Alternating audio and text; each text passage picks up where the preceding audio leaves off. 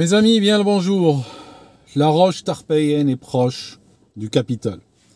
C'est par ces mots que Jean-Marie Le Pen est arrivé en 2002 devant les caméras après qu'il soit gagnant, un des deux gagnants de cette première manche des élections présidentielles, les premières élections présidentielles de ce siècle, de ce millénaire, des élections présidentielles qui opposaient en ce moment-là Jacques Chirac, président sortant, président qui sortait après 7 ans très difficiles, je vais vous en parler dans une minute, et qui opposait Jean-Marie Le Pen.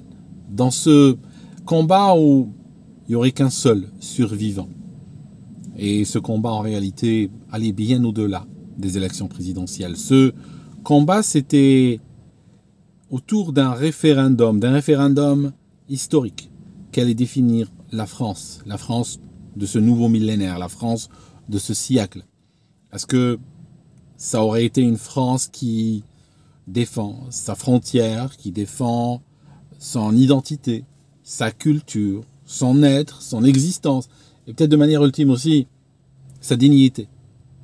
Ou est-ce que c'est une France qui va s'inscrire dans le chemin de Chirac, Sarkozy, François Hollande, Macron et d'autres, peut-être même pire, qu'on ne connaît pas encore. Il y a pire que Macron, ne vous inquiétez pas, ils arrivent, ils sont aujourd'hui en train d'être préparés pour lui succéder. Alors, je disais qu'à l'époque, en 2002, une époque que les moins de 20 ans ne peuvent pas connaître en réalité, en 2002, Chirac était sortant.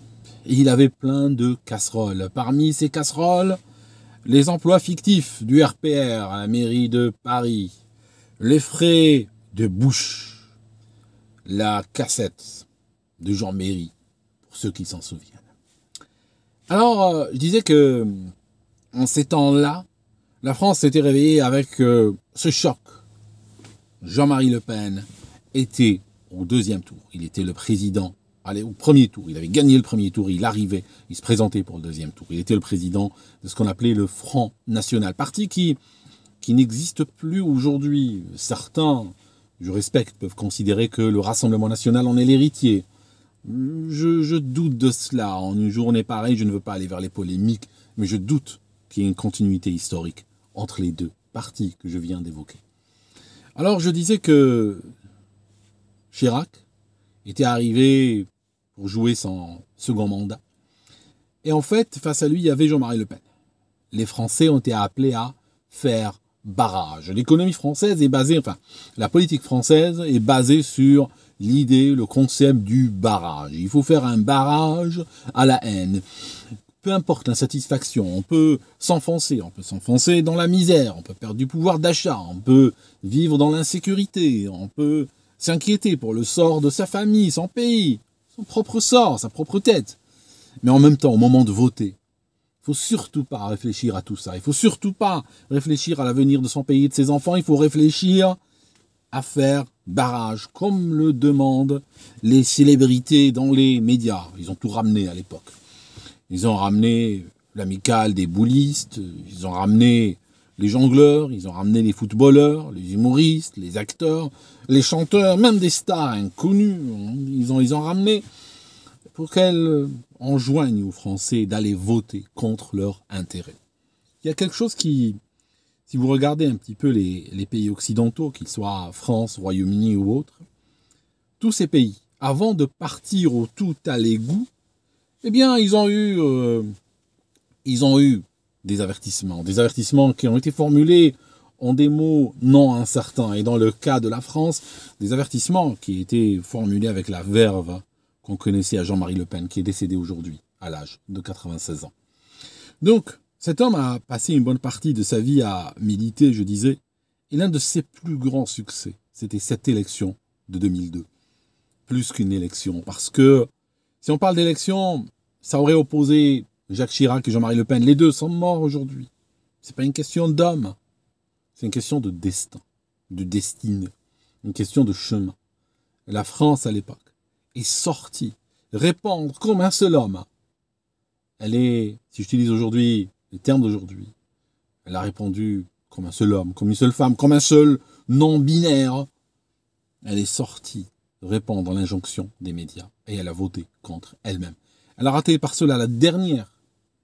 C'est la première occasion de ce siècle, de ce millénaire, mais la dernière, de faire quelque chose, de renverser la vapeur. Et elle s'est inscrite dans un cycle infernal qui a renouvelé la confiance à Jacques Chirac.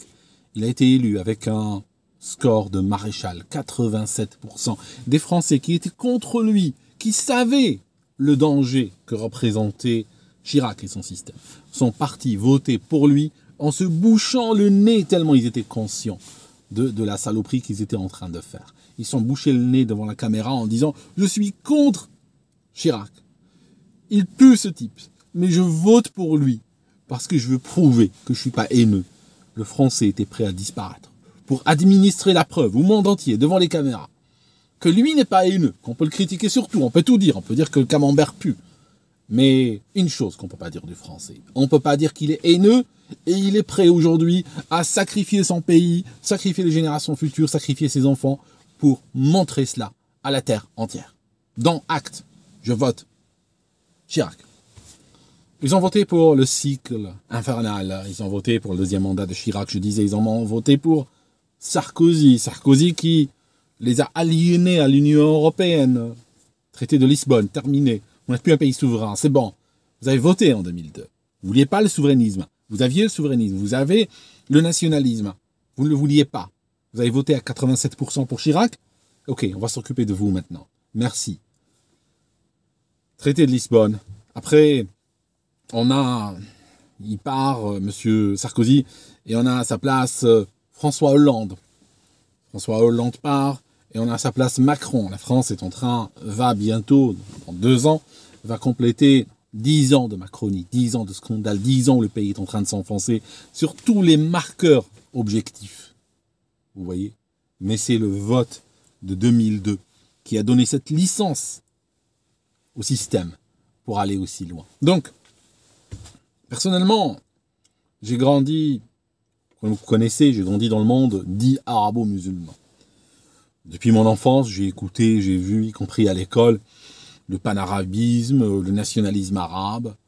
Et je ne trouvais pas, si j'utilise le même barème de jugement, je ne trouvais pas que Jean-Marie Le Pen était dans la moindre forme d'excès. Je dirais même que c'était quelqu'un de plus modéré, de plus civilisé dans son propos que beaucoup d'autres que j'ai écoutés qui ne sont pas considérés comme extrémistes dans le monde, dit arabo-musulman encore une fois.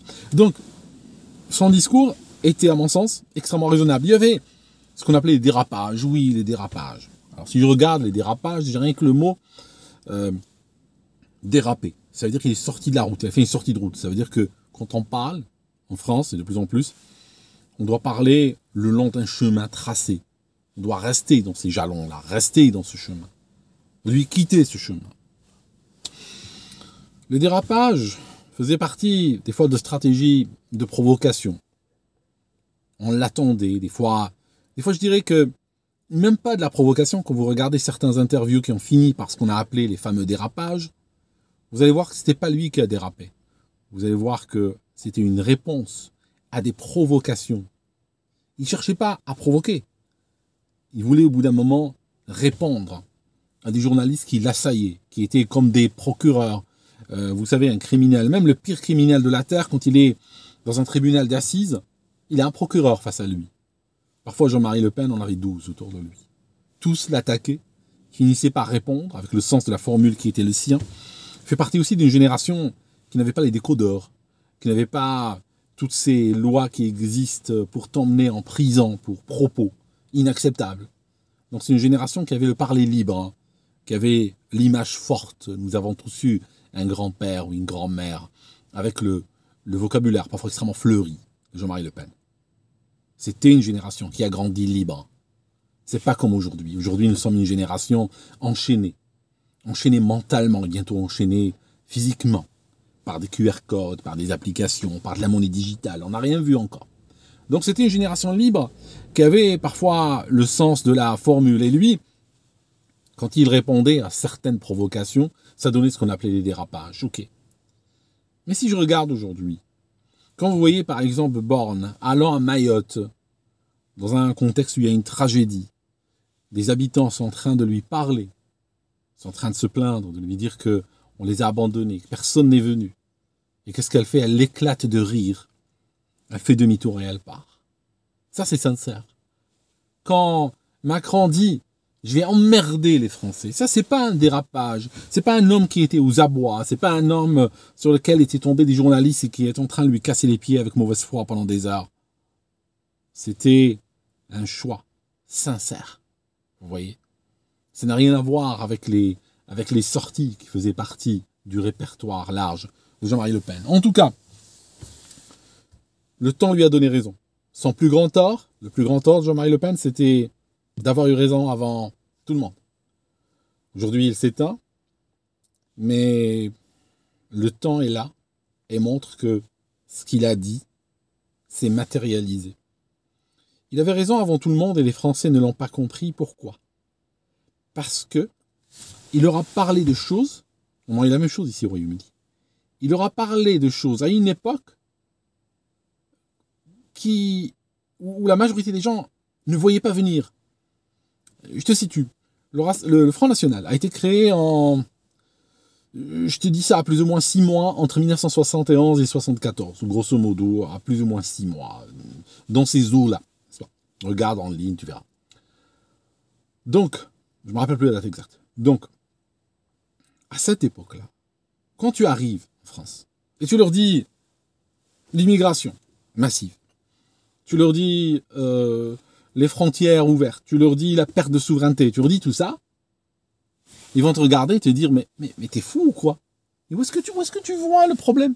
Il est où le problème? Tu la vois où l'immigration massive? Tu la vois où la perte de souveraineté? Mais tu rêves, mais tu délires. Vous voyez? C'est ça. Parce que lui voyait le plan s'écrire. Mais la majorité des Français, la ménagère moyenne, l'électeur moyen, lui, ne voyait pas le plan. Il ne voyait pas venir.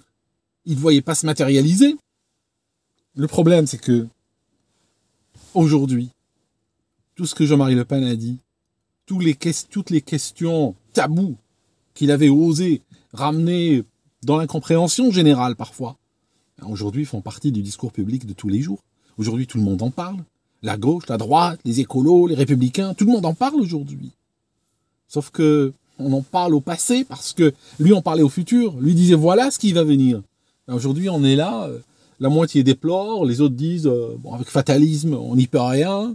D'autres donnent des solutions extrêmes et non réalistes, non réalisables.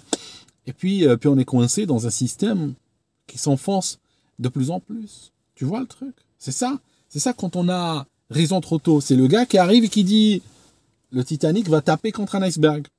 Bon, aujourd'hui, le Titanic a tapé contre l'iceberg. Et puis, on a l'eau jusqu'au genou. Hein, ou peut-être jusqu'à la taille, ou peut-être jusqu'au cou, je ne sais pas. Et là, on est en train de débattre, c'est quoi la meilleure solution? La meilleure solution aurait été d'éviter cette situation, aurait été d'éviter l'iceberg. Mais on ne l'a pas évité, on se l'est pris. Alors qu'il y avait des avertissements extrêmement clairs et en des mots non incertains, n'est-ce pas? Voilà, mes amis. Donc, je vous disais que Jean-Marie Le Pen s'est éteint aujourd'hui, 96 ans, grande vie de lutte, tort, avoir eu raison, avant tout le monde. Merci mes amis d'avoir écouté jusqu'ici, et on se voit dans une prochaine vidéo. À très bientôt.